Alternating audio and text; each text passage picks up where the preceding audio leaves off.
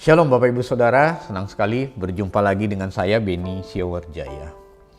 Bapak Ibu Saudara, sesungguhnya kelahiran baru atau hidup kekristenan kita yang sudah kita jalani sekarang ini haruslah membawa kita menemukan dunia baru kita di dalam Tuhan, dalam segala bidang kehidupan kita.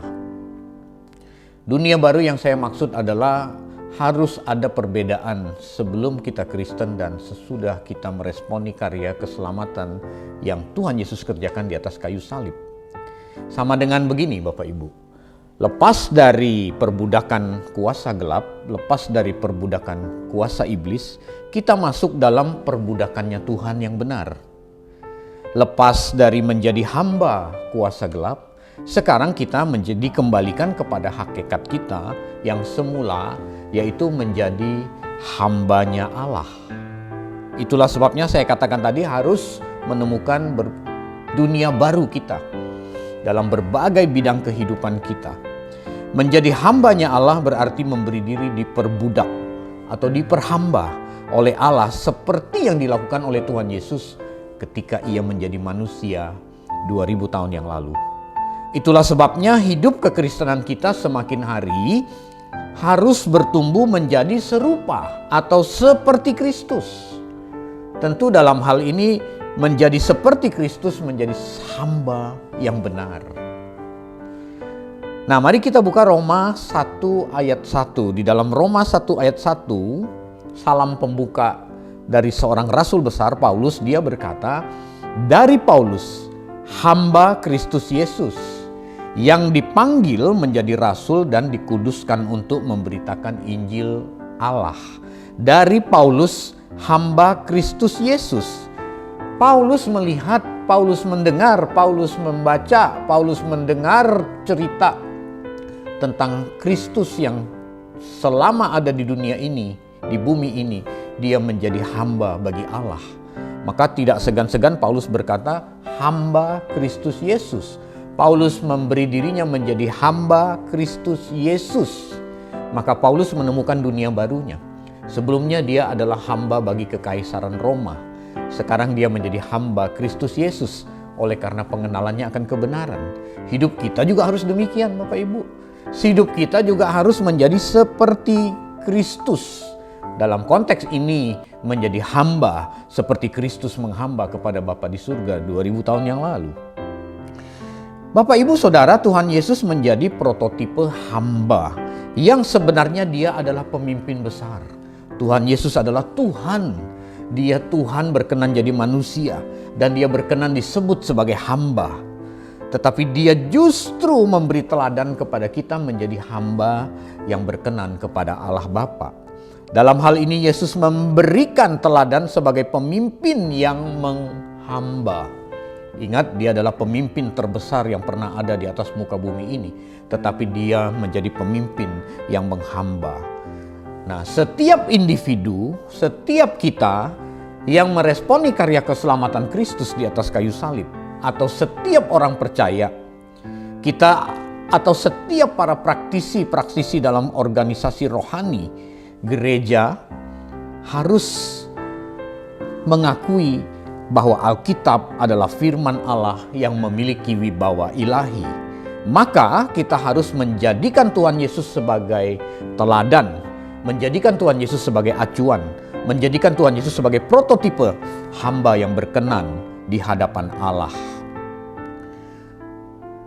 Pada kesempatan ini saya mau berbagi 4 hal apa yang bisa kita teladani dari Tuhan Yesus. Tentu banyak, tetapi kali ini saya menyoroti 4 hal saja.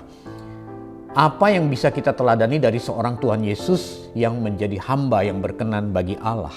Yang pertama adalah soal ketaatan.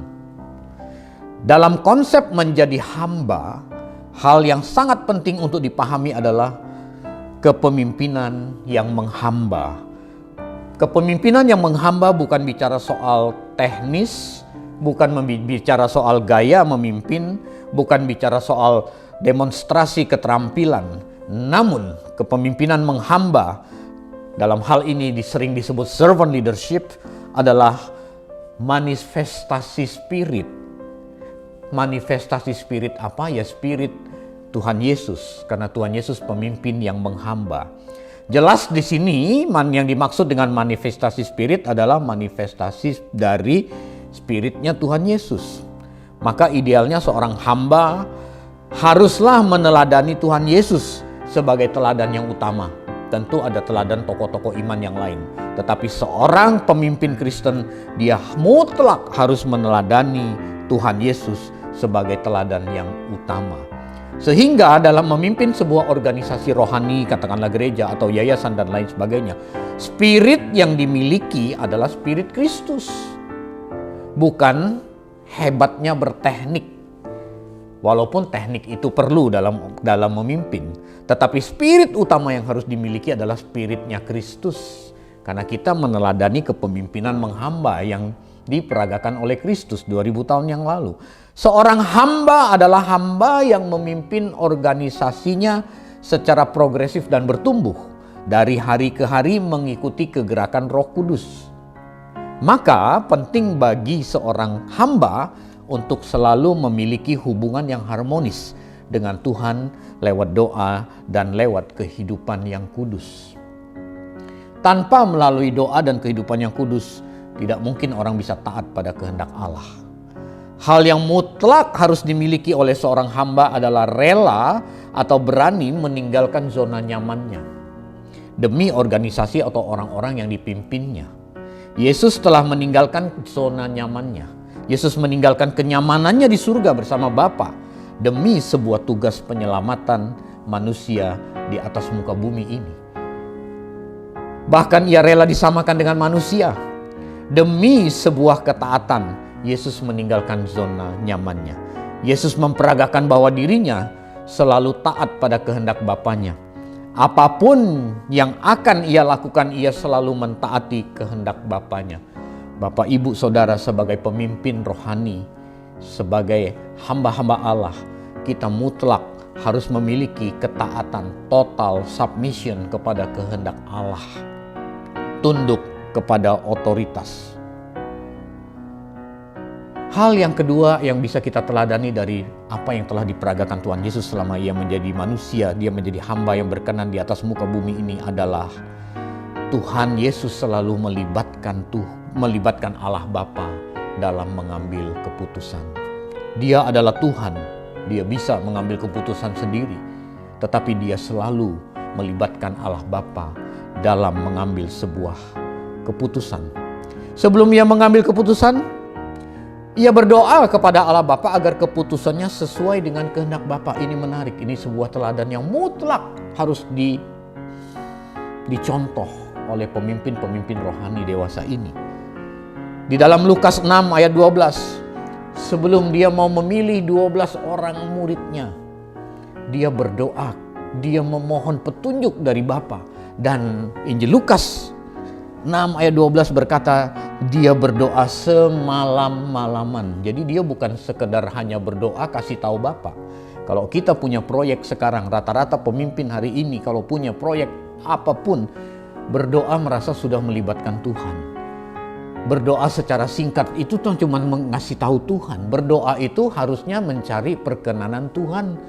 Melibatkan Tuhan itu artinya harusnya mencari perkenanan Tuhan.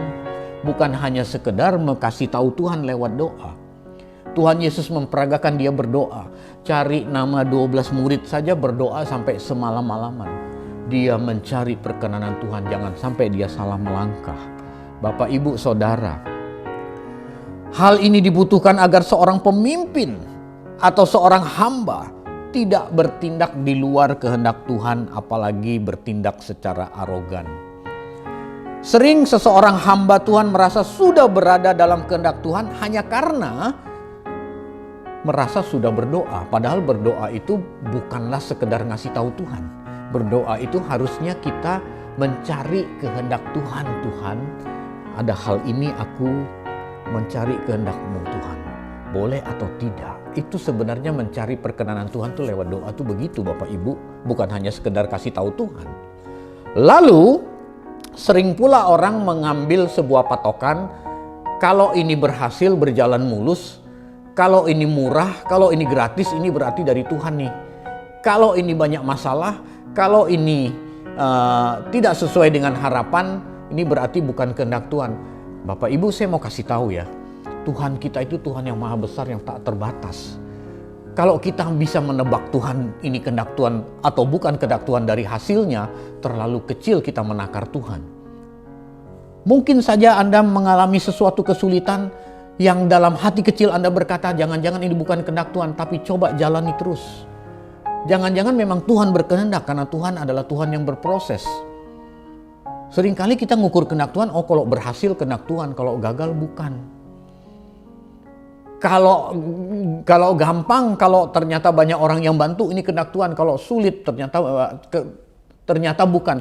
Saya mau katakan sekali lagi Bapak Ibu, kalau dengan semudah itu kita menebak kehendak Tuhan hanya karena lihat hasil berhasil atau tidak, terlalu mudah kita menebak Tuhan, dan Tuhan adalah Tuhan yang tak terbatas.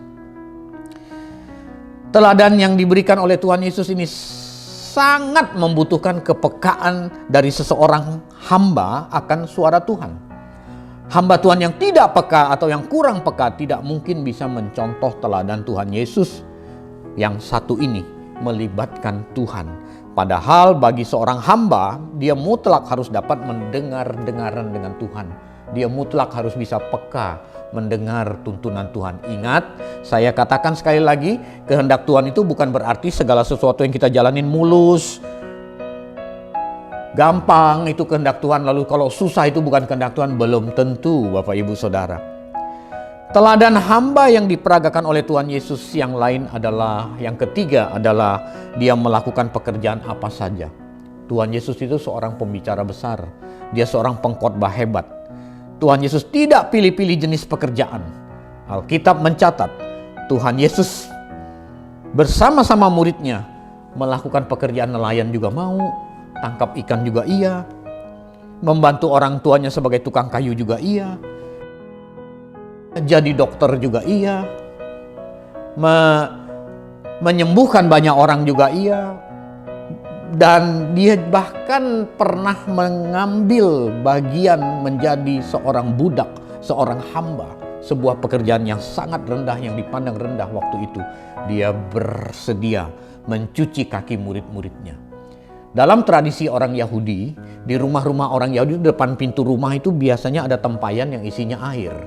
Kalau ada tamu datang itu di standby-kan seorang budak belian, standby di depan tempayan itu. Kalau ada tamu datang, dia buka tali kasutnya, dia buka sendalnya, lalu dia cuci kaki tamu, supaya tamu yang masuk ke dalam rumah itu bersih kakinya. Karena orang zaman dulu tidak pakai sepatu, tidak pakai kaos kaki, tapi pakai sandal yang diikat dengan tali, dan itu sangat sering kena debu kalau berjalan. Itulah sebabnya di rumah-rumah orang Yahudi itu ada budak belian yang nunggu di situ. Lalu ketika ada tamu datang, kakinya dicuci dengan air supaya bersih masuk rumah. Itu pekerjaan budak yang paling rendah. Tetapi Tuhan Yesus tidak segan-segan memperagakan itu. Dia seorang pemimpin besar, dia Tuhan, tetapi dia mau mengambil bagian dalam pekerjaan yang hina. Jadi dia tidak melakukan pekerjaan yang dipilih-pilih. Dia melakukan semua jenis pekerjaan tanpa merasa itu sebuah beban. Bagaimana dengan kita hari ini Bapak Ibu? Sebagai hamba, sering kita pilih-pilih. Besuk orang di rumah sakit, nggak ada waktu. Melayat di rumah duka, kita bilang ada halangan. Tapi kalau jadwal khotbah di gereja besar mau.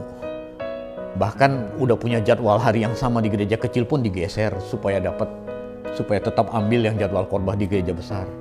Bapak Ibu Saudara, sebagai hamba yang berkenan tidak boleh pilih-pilih pekerjaan. Hal yang keempat yang kita bisa teladani dari seorang Tuhan Yesus adalah Yesus bergaul dengan kalangan apa saja. Dia bergaul dengan siapa saja. Dia tidak membeda-bedakan orang dan tidak lihat latar belakang orang. Dia menerima anak kecil, dia menerima pengemis, dia menerima orang yang sakit kusta, yang dipandang pendosa. Dia menerima koruptor, dia menerima pendosa, penjinah, pelacur, orang bodoh, orang pintar, perwira, ahli Taurat, pria, wanita, nelayan, orang Farisi, bahkan orang gila pun Tuhan Yesus terima. Tuhan Yesus tidak membeda-bedakan. Dia bergaul dengan siapa saja. Kalau kita hari ini, kita lihat-lihat latar belakang orang, Bapak Ibu. Kita berkata kita ada dalam sebuah komunitas, tapi komunitas yang punya hobi yang sama. Komunitas yang tasnya 300 juta ke atas. Komunitas yang jam tangannya 500 juta ke atas.